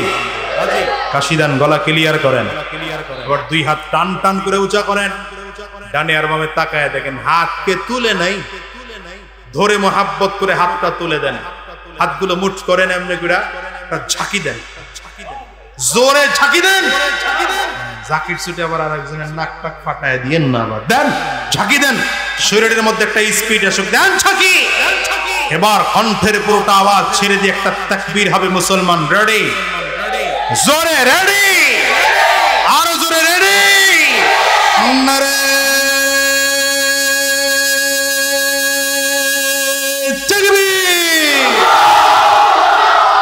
না, পছন্দ হয় না, পোষায় নাই আওয়াজ, আরো জোরে লাগবে, হাত নিচে নামবে না, উপরে। ইন্নাদ-দীনা ইনদাল্লাহিল ইসলাম। আহারে আল্লাহর এই বান্দা তো ভেজাল লাগায় লিখেছে, এটা করা যাবে না। ইন্নাদ-দীনা ইনদাল্লাহিল ইসলাম। রব্বে কারীম বলেন, আমি আল্লাহ পাকের কাছে মনোনীত ধর্মের নাম হলো, আবার ভুলে গেছে, দেখছেন? হ্যাঁ হ্যাঁ হ্যাঁ হ্যাঁ, কোন? আল্লাহ বলেন আমার কাছে মনোনীত ধর্মের নাম একমাত্র ইসলাম। রব্বে কারীম বলেন, ইসলাম বাদ দিয়া অন্য কোন মত, অন্য কোন পথ, অন্য কোন আদর্শের পেছনে যদি দৌড়াও, আল্লাহ বলেন আমি আল্লাহর কাছে গ্রহণযোগ্য হবে না, এবং এই গ্রহণ করার কারণে কিয়ামতের ময়দানে ক্ষতিগ্রস্ত হয়ে যাবে। দুনিয়ার মুসলমানেরা ভালো করে বুঝো, ইসলামের পথে চললে দুনিয়ায় কষ্ট হয়, ইসলামের পথে চললে দুনিয়ায় খুব শান্তিতে সুখে থাকা যায় না। ইসলামের পথে চললে, সত্যের পথে চললে, দ্বীনের পথে চললে, লম্বা লম্বা বড় বড় চমৎকার করে দামি কাপড় হয়তো জামা গায়ে দেওয়া যায় না, দামি টুপি দিয়া, দামি কাপড় দিয়ে টুপি বানানো যায় না, দামি দামি গাড়িতে হয়তো চলা যায় না, দামি দামি রেস্টুরেন্টে হয়তো খাওয়া যায় না, কিন্তু যদি নবীর আদর্শে চলা হয় দুনিয়াতে একটু কষ্ট হলেও মরণের পরে বাদশারও বাদশাহ। কারণ দুনিয়ার অবস্থা হলো, আল্লাহ তাআলা দুনিয়াটা কাফিরদের জন্য শান্তির জায়গা রাখছেন, ইমানদারদের জন্য একটু কষ্টের জায়গা রাখছেন। কারণ ইমানদার চাইলেই ঘুষ খাইতে পারবে না, ইমানদার চাইলেই সুদ খাইতে পারবে না, ইমানদার চাইলে হারাম কাজে লিপ্ত হতে পারবে না, ইমানদার চাইলেই মিথ্যা কথা বলতে পারবে না। ইমানদারদের জন্য দুনিয়াটা, ইমানদারদের জন্য দুনিয়াটা জেলখানার মতো। দুনিয়া একটু কষ্ট হয়, কিন্তু কোন ইমানদার যদি কষ্ট স্বীকার করে দুনিয়ার জীবনে চলতে পারে, মৃত্যুবরণ করে কবরে যাইতে দেরি হয়, আমার মালিক বলেন গোলাম রে জান্নাত করে দিয়ে দিলাম। হয়তো দুনিয়া ইসলামের পথে চললে বাড়ি ছাড়া লাগবে, ঘর ছাড়া লাগবে, ঠিক না বেঠিক? কারণ আমার নবীও তো ঘর ছাড়তে বাধ্য হয়েছেন দ্বীনের কথা বলার কারণে। 40টা বছর আমার নবী মক্কায় ছিলেন, কাফির ছত্র ছিল না, মুশরিকরা ছত্র ছিল না, বরঞ্চ কাফিররা আমার নবীকে উপাধি দিয়েছে আমিন, আল আমিন। আমার নবী বিশ্বাসী, সাদিক নামে উপাধি দিয়েছে। আমার নবী সত্যবাদী, মাসদুক নামে উপাধি দিয়েছে। আমার নবীর সাথে যারা চলে তাদেরকে ওরা সত্যবাদী বলেছে। মক্কার কাফিররা নিজের বাবাকে বিশ্বাস করত না, মাকে বিশ্বাস করত না, আমার নবীকে তারা বিশ্বাস করত। নিজের সন্তানকে বিশ্বাস করে না, কিন্তু আমার নবীকে বিশ্বাস করে। সম্পদ যদি আমানত রাখা লাগতো, নিজের সন্তানের কাছে রাখতো না, আমার নবীর কাছে সম্পদ আমানত রাখতো। কারণ এরা জানে আমার নবীর কাছে যদি আমানত রাখা হয়, একটা পয়সার গন্ধম হবে না। এই 40টা বছর আমার নবীর কোন শত্রু গোটা মক্কার জমিনের মধ্যে নেই, কিন্তু যেদিন আমার নবী সাফা পাহাড়ের কিনারায় দাঁড়ায় বললেন, ইয়া আইয়ুহান নাস কুলু লা ইলাহা ইল্লাল্লাহ তুফলিহুন। যখনই আমার নবী এই ঘোষণা দিলেন, মক্কার মানুষেরা এক আল্লাহকে রব বলে স্বীকার করে নাও, তাহলেই তোমরা সফল কাম হয়ে যাবে। মক্কার কাফির মুশরিকরা আমার নবীর বিরোধিতা করতে আরম্ভ করলো। বিরোধিতার মাত্রা এত পরিমাণ বাড়া বেড়েছে, প্রথমে আমার নবীকে বলল পাগল, এরপরে আমার নবীকে বলে জাদুকর, এরপরে আমার নবীকে বলে কবি, এরপরে আমার নবীকে বলে গণক। এই গালি এখনো আছে না নাই? একদল আলেমদেরকে দেখলে কয় রাজাকার, কথা কয় না রে জাতি। ওই নবীরে যারা গালি দিয়েছে খুঁজলে দেখবেন এরা এদের প্রেতাত্মা, ঠিক কি না? আজ করে বলো, আমার নবীরে ওরা জাদুকর বলে গালি দিয়েছে। রাহমাতুল লিল আলামিন আলী রাদিয়াল্লাহু আনহুকে ডাকলেন, নিজের বিছানায় শোয়াইয়া হযরত আবু বকর সিদ্দিক রাদিয়াল্লাহু আনহুকে নিয়ে রওনা হলেন। মদিনার উল্টা পথে আমার নবী রওনা করলেন। গারে সূরের মধ্যে গিয়া, জাবালে সূরের উপরে গারে সূরের মধ্যে আমার নবী গিয়া অবস্থান করলেন। লম্বা আলোচনা, সেটা আমি বলতে চাচ্ছি না। 3 দিন 3 রাত আমার নবী ওখানে ছিলেন। 3 দিন 3 রাত পার হওয়ার পরে একজন বিজ্ঞ লোকের মাধ্যমে মদিনার স্বাভাবিক পথ না ধরে গোপন রাস্তা দিয়া চলতেছে, সামনের দিকে আগায়। বেঈমান কাফির মুশরিকেরা আমার নবীর পথ রুদ্ধ করতে চায়। গোটা মক্কার মধ্যে আইন পাশ হয়ে গেল, মুহাম্মদের যেখানে পাও, যদি জীবিত অথবা মৃত আমাদের কাছে এনে দিতে পারো, লাল 100 উট তোমাদেরকে পুরস্কার দেওয়া হবে। রওনা হয়ে গেল বেঈমান আমার নবীর পিছু পিছু পিছু পিছু হাঁটে রাহমাতুল লিল আলামিনের দিকে, সামনের দিকে আগায়। ও ঘোড়া হাঁকায় হাঁকায় আমার নবীর কাছে এসে পৌঁছে যায়। আমার নবী দূর থেকে তারায় ডাক দেয়, সাবধান, সামনের দিকে আগাইও না। বেঈমান তারপরও আগায়। আমার মালিকের কুদরত বোঝা বড় দায়। তাকায় দেখি এই বেঈমান ধীরে ধীরে ধীরে ধীরে ঘোড়ার পাটা জমিনের মধ্যে গেড়ে যায়, মরুভূমির বালুর মধ্যে গেড়ে যায়। অনেক কষ্ট করে, বড় টেনশন করে, চিন্তা করে, ফিকির করে সেখান থেকে আবার মুক্তি পায়। আবার নবীজির পিছু নিতে আরম্ভ করেছে। আবার নবী বললেন, সামনের দিকে আগাইও না। বেঈমান আবারও সামনের দিকে আগায়। বুখারীর বর্ণনা, রাহমাতুল লিল আলামিন যখন দ্বিতীয়বার নিষেধ করেন, এই বেঈমান এরপরেও যখন সামনের দিকে আগায়, এবার ঘূর্ণিঝড় চারিদিক থেকে তৈরি হলো। চারিদিক থেকে বালু এসে পুরোটা জড়ায় ধরতে আরম্ভ করলো। বালু উঠতে উঠতে ঘোড়ার কোমর পর্যন্ত চলে গিয়েছে, এমনকি ব্যক্তির কোমর পর্যন্ত চলে যায়। দৌড়া চিল্লা ওখান থেকে ডাক দেয়, মুহাম্মদ, আমি বুঝতে পেরেছি এটা আমার রবের গজব, আমারে মুক্তি দিয়ে দাও, মুক্তি দিয়ে দাও। আমি আর তোমার পিছু নেব না, তোমার পিছু নেব না। তুমি যদি আমারে মুক্তি দিয়ে দাও, কাফিররাও যেন তোমারে না খুঁজে। এমন করে আমি তোমার জন্য, তোমার বিরুদ্ধে তাদের কথা বলে দেব, বলবো এই রাস্তা দিয়ে মুহাম্মদুর রাসূলুল্লাহ হাঁটে নাই।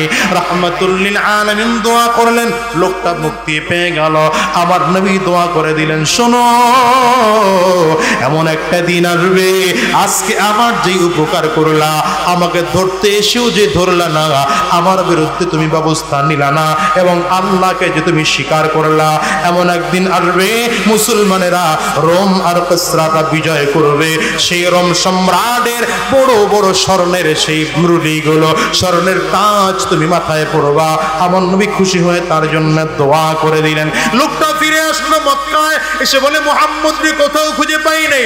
ওই দিকে গিয়ে লাভ না হয়, মুহাম্মদ রে খুঁজে পাইবা না।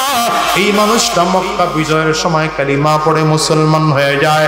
নবীজির ইন্তেকাল হয়ে গেল, আবু বকর সিদ্দিকের ইন্তেকাল হয়ে গেল, ওমর ফারুক রাদিয়াল্লাহু আনহুর জামানায় রোম সম্রাট, রোম রাজ্য বিজয় হয়ে গেল। হযরত ওমর যখন তাকে দেখলেন রোম দেশ থেকে বিশাল বড় সাম্রাজ্যের গনিমত গুলো আসতেছে, হযরত ওমর রোম সম্রাটের মাথার মুকুটটা নিয়ে ডাক দেয়, নবীর ওই সাহাবীর ডাকো, তার মাথায় আমি নবীজির কথা অনুযায়ী মুকুট পরায় দিতে চাই। এই দুনিয়ার মুসলমান ভয় পাও দিনের জন্য, ইসলামের পথে চলতে ভয় পাও, কোরআনের পথে চলতে ভয় পাও।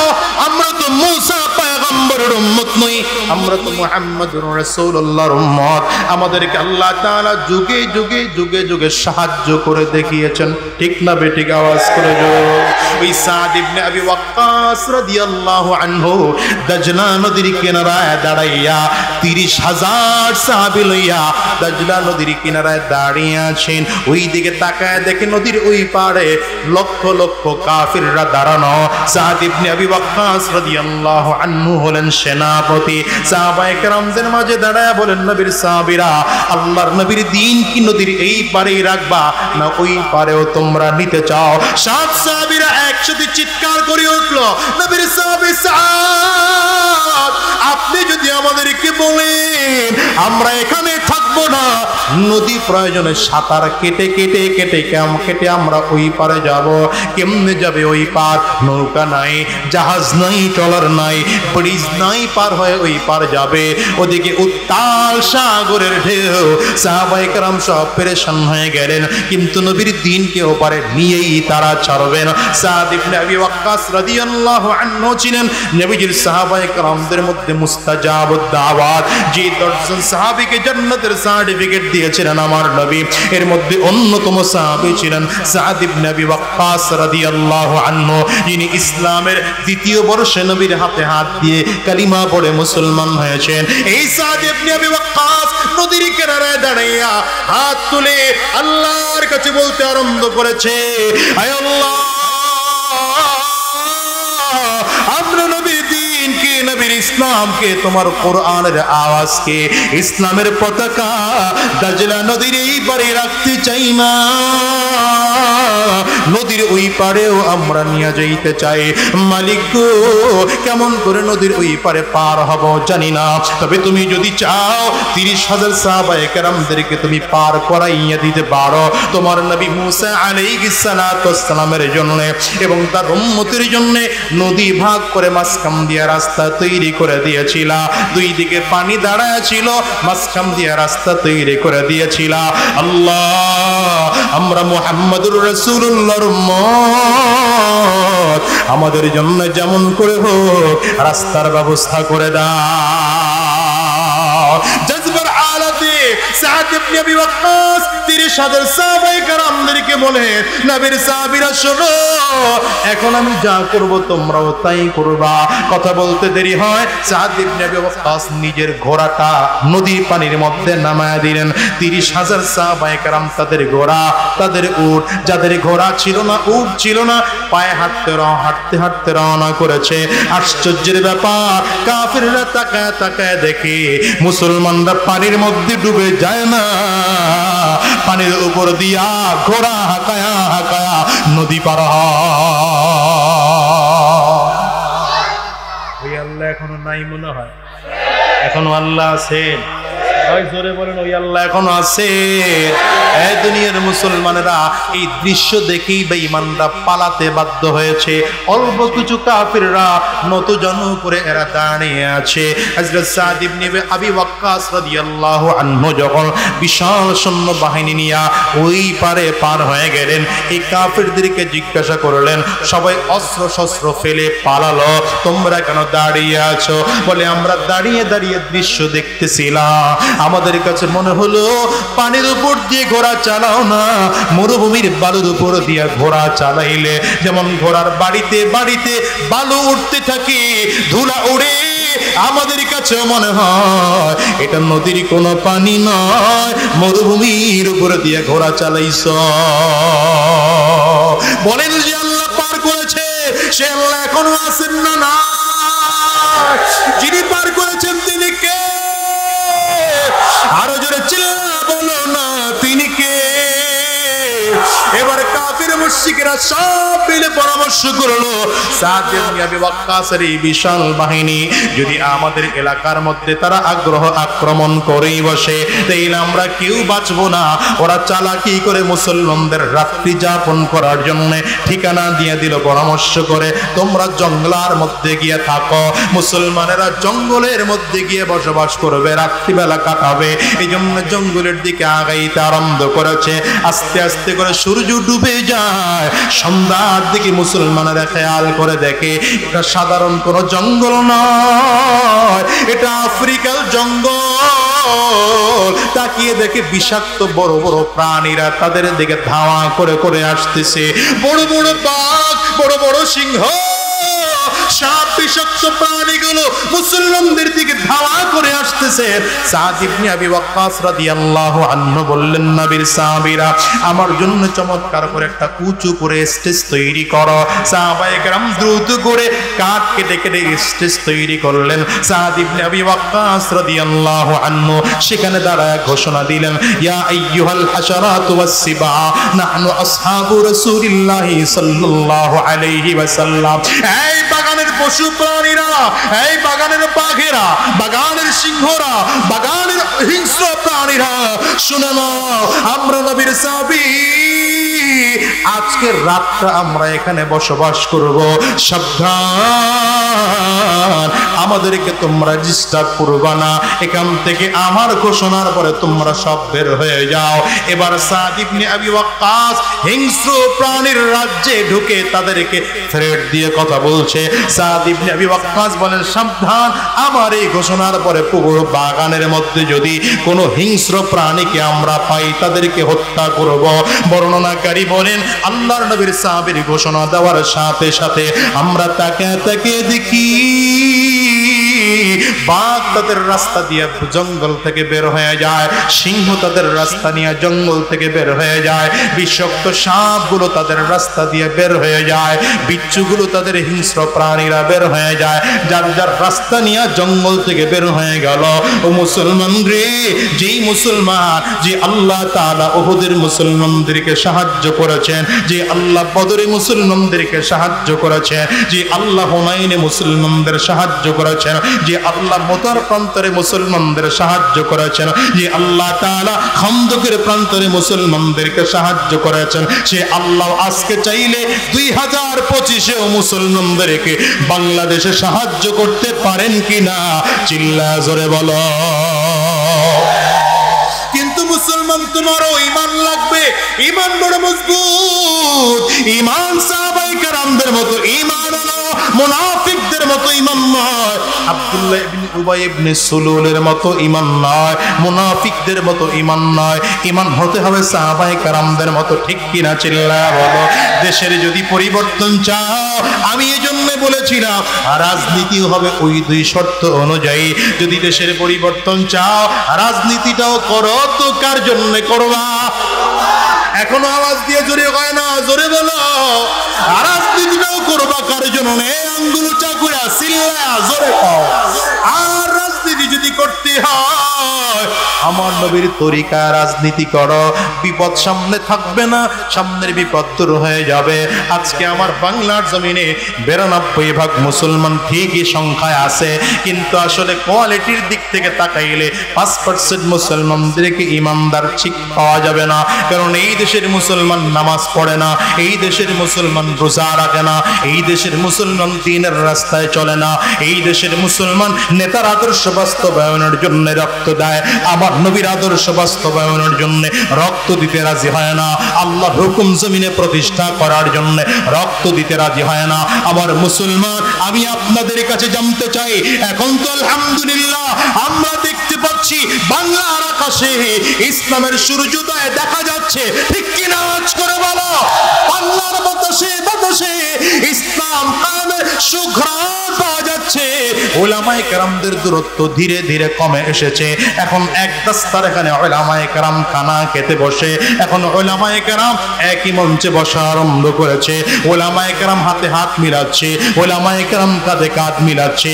আমার কাছে মনে হয় আগামীর বাংলাদেশে যদি উলামায়ে কেরাম ঐক্যবদ্ধ হইয়া এই দেশটাকে পরিবর্তনের জন্য আবারও আপনাদেরকে ডাক দেয়, আমরা 24-এর মতো, 71-এর মতো, 47-এর মতো আবার নামব, আবার মায়েদের নামব। যদি রক্ত দিতে হয় আমরা রক্ত দেব, জীবনটাও যদি দিতে হয়। কারা কারা তৈয়ার আছো? বসে নয় দাঁড়িয়ে দেখাতে হবে ইনশাআল্লাহ, বসে নয় দাঁড়িয়ে দেখাতে হবে। আল্লাহ তাআলাকে দাঁড়িয়ে দেখাও। আয় আল্লাহ, তোমার দ্বীনের জন্য, ইসলামের জন্য আমরা দাঁড়িয়ে সাক্ষী রাখলাম, এই জমিনে তোমার দ্বীন টিকা রাখার জন্য, ইসলাম টিকা রাখার জন্য ময়দান ছাড়তে রাজি না, ঠিক কিনা বলো? তৈয়ার আছো ইনশাআল্লাহ? বসে যান, বসে যান প্রিয় ভাইরা, আমার মুসলমান বন্ধুরা। আজকের এই মাহফিল পেয়ে আপনারা খুশি না বেজার? আসতে বলে কেন? জোরে বলেন, আরো জোরে বলেন। Presents by Kuakata media centre. হক্কানি আলেমদের নিত্য নতুন ভিডিও পেতে আমাদের চ্যানেলটি সাবস্ক্রাইব করুন। কুয়াকাটা মিডিয়া সেন্টার, ইসলামিক বিনোদনের বিশ্বস্ত সঙ্গী।